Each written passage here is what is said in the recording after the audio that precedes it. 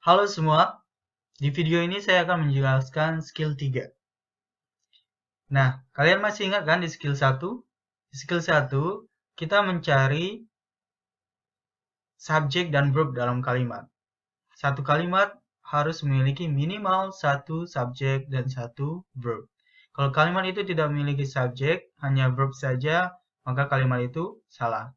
Kalau kalimat itu hanya memiliki subjek saja, tapi tidak memiliki verb, maka kalimat itu salah.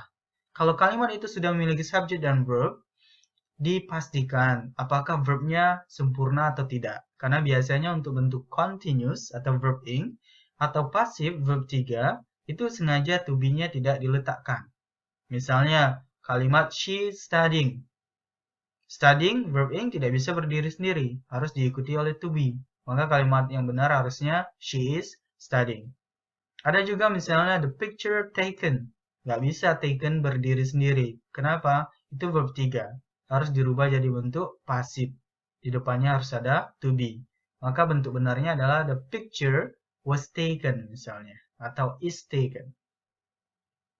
Nah, setelah kita mengetahui satu kalimat harus memiliki satu subjek dan satu verb, ternyata mencari subjek di dalam kalimat itu tidak mudah. Karena pertama, kita akan dipersulit oleh yang namanya object of preposition. Itu kita pelajari di skill 2 ya.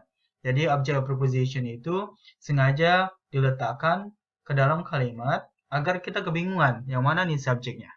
Kalimat itu akan jadi panjang kalau ada object of preposition. Nah, kalau kita tidak tahu yang mana object of preposition, kita akan kebingungan mencari yang mana nih subjeknya, ya.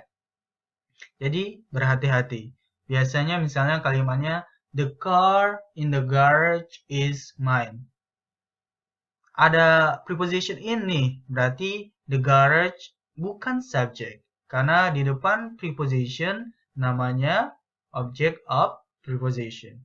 Biasanya subjek muncul sebelum preposition. Maka kalau misalnya kalimatnya the car in the garage is mine, maka subjeknya adalah car. Hati-hati dengan object of preposition ya.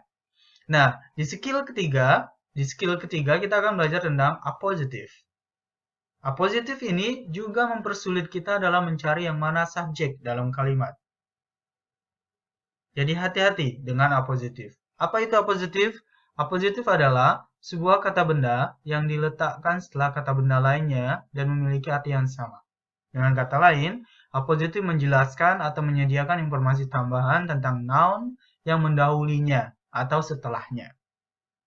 Contohnya di handbook ada Sally, the best student in the class, got an A on the exam. Di sini kita lihat ada Sally, ada the best student in the class, ada got an A on the exam. Kita tahu got di sana verb. Tapi kita bingung yang mana nih subjek? Sally atau the best student in the class? Nah, disinilah yang namanya appositive. Sally ini adalah subjeknya. The best student in the class adalah appositive. Got di sini verb. Jadi got, Sally subjek, verbnya got. The best student in the class adalah appositive. Letaknya di tengah. Nah, apa fungsi appositif? Dia menjelaskan subjek. Sally, siapa Sally? The best student in the class.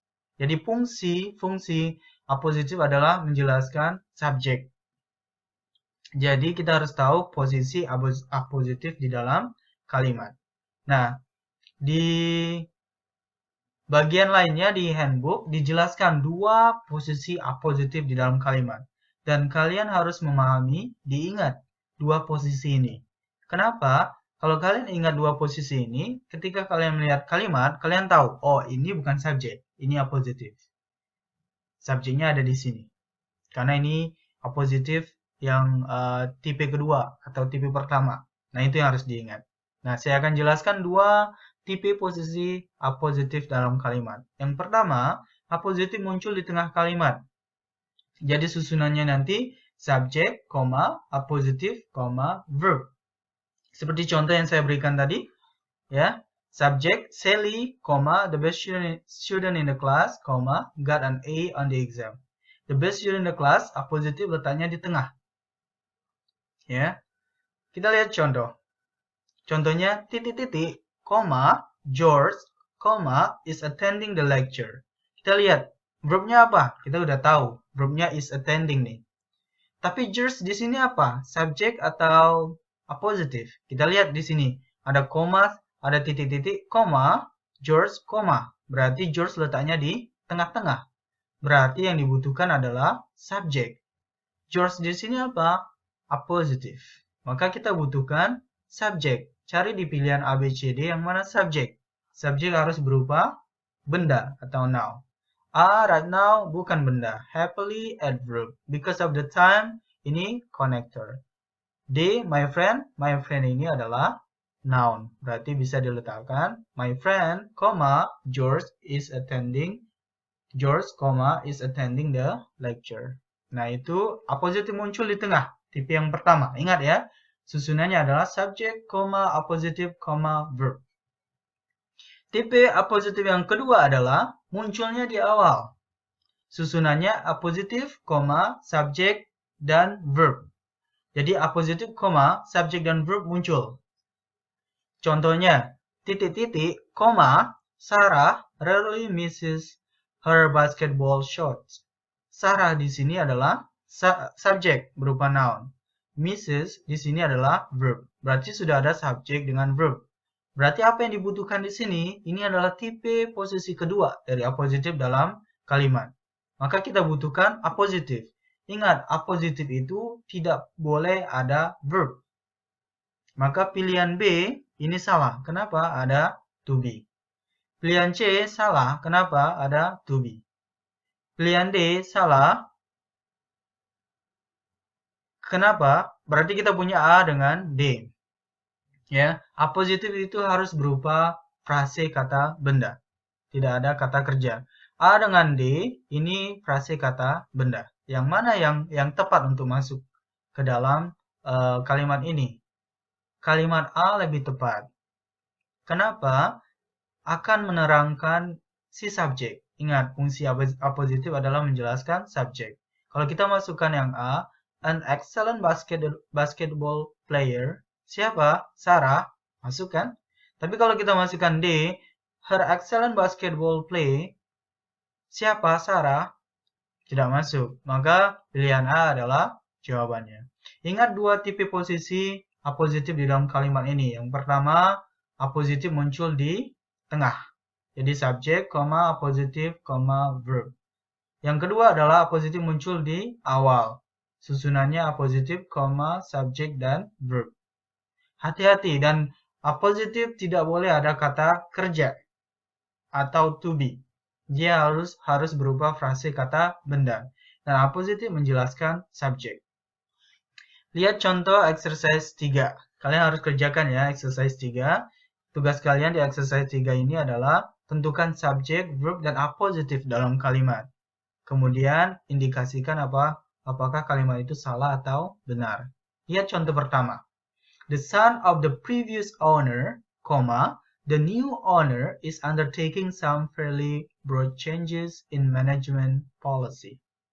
Nah, di sini ada the son of the previous owner, Ini tipe pertama atau tipe kedua?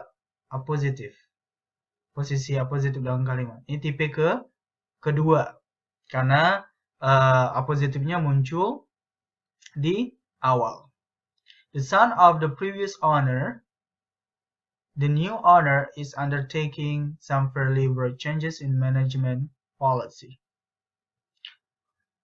Jadi, the son of the previous owner. Siapa itu? Dia the new owner. Subjeknya the new owner. Owner adalah subjeknya. Verbnya is undertaking. Berarti kalimat ini benar. Kenapa? Appositifnya menjelaskan subjek dan di appositif tidak ada kata kerja. Kemudian subjeknya ada, verbnya juga ada. Nah, sekarang silakan kerjakan nomor 2 sampai nomor 10. Ya, kalau ada pertanyaan silakan tanya ke saya. Lebih baik tanyanya lewat line ya. Akan cepat saya balas. Oke, got it? Oke, let's break the limits.